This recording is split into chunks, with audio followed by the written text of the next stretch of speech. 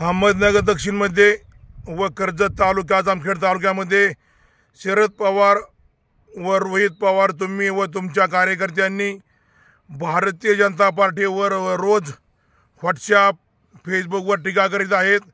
भारतीय जनता टीका करण्यापेक्षा आपण काय काम केले हे जनतेला दाखवून द्या। कर्जतमध्ये तुम्ही झिरो काम केलं आहे, तुम्ही काही काम केलं नाही। रोहित पवार तुम्ही विधानसभेच्या वेळेस ज्या घोषणा केल्या होत्या त्यातील तुम्ही कोणती घोषणा पुरी केली हे दाखवा आणि किती लोकांना त्रास दिला आहे आणि का दिला आहे याचं कारण सांगता येईल का? तुम्ही कितीतरी लोकांना त्रास दिला, मला तर दिला पण मी भेटणाऱ्यातला माणूस नाही, शिपूट घालणाऱ्यातला माणूस नाही। अजून त्रास द्या इथून मग दिलाच, पण अजून त्रास दिला तरी मी झुकेंगा नाही, अजिबात झुकणार नाही।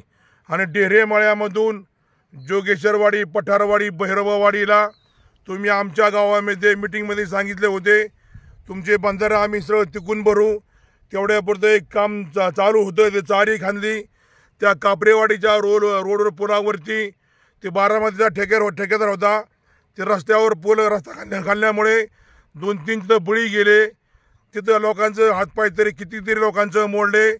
आणि गोगरगाव फाटा राम शिंदे साहेब आमदार असताना पडले, तुम्ही निवडून आले तेव्हा काम जोरात चालू होतं। तुम्ही निवडून आल्यानंतर लगेच गोगरगाव फाटा कोंबडी कर्जत रस्ता पूर्ण 2.5-3 वर्ष बंद होता।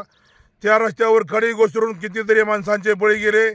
आणि तुम्ही तरुण पिढीला फसवण्यासाठी कितीतरी मेळावे घेतले, लग्न करू म्हणले, लग्न एकाचं नाही केलं, गाडी वाहन चालवायचं लायसन्स देऊ म्हणले, लायसन्स दिलं त्यांच्याकडून पैसे घेतले, आधी म्हणले लायसन्स मोफत आहे त्यांच्याकडून पैसे घेतले। आणि कुकडीचे पाणी पूर्ण 2.5-3 वर्ष तुम्ही निवडून आल्यानंतर पूर्ण पाणी बंद होतं, अक्षरशः तुम्ही कुकडी पट्टा अक्षरशः वाळवंट करून ठेवलं होतं। आज राम शिंदे साहेब विधान परिषद आमदार झाल्यापासून परत इतकं पाणी येतंय ती माप नाही, त्याला काय पाणी इकडं आळसुंदा कोंबेपडे केवढे इतकं पाणी माप नाही। तो भाग बघितला ना इतकं तिथं कर्मदय सगळ्यांच्या मोठ्या एरियावर फुल चालू इथं। तसं तुम्ही भैरववाडीला कोणते काम दिलं आहे ते दिलं असेल, पण आम्हाला दिसत नाही कुठं काम दिलं ती, आम्हाला काय दिसत नाही। तुम्ही काय दिलं असेल किंवा नाही दिलं असेल दिसत नाही। Click here to subscribe.